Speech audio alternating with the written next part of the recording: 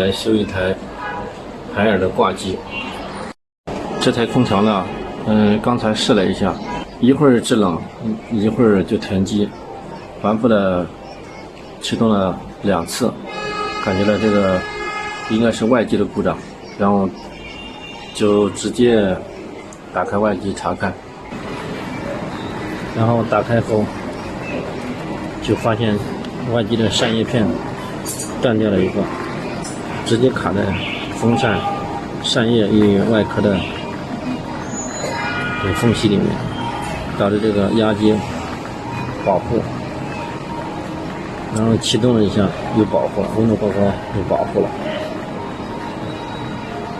然后因为这台机呢已经是04年的机子，时间太长了，所以好多地方的螺丝都卸不掉，然后现在呢想办法去把这个扇叶拿掉。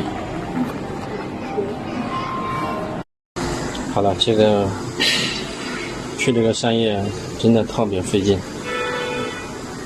搞了将近1个小时，这个螺丝都已经是锈死了，好不容易去掉，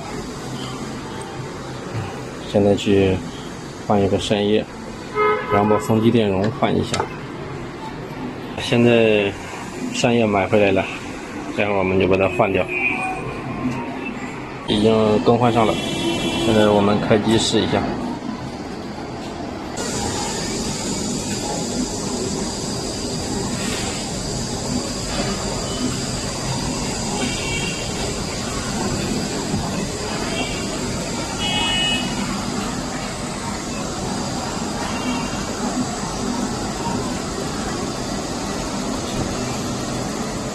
好，现在室外风机已经启动了。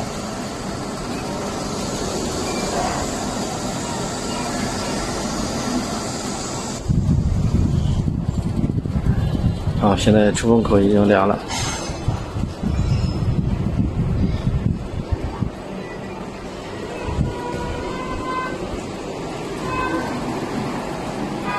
好，本次视频就拍到这里。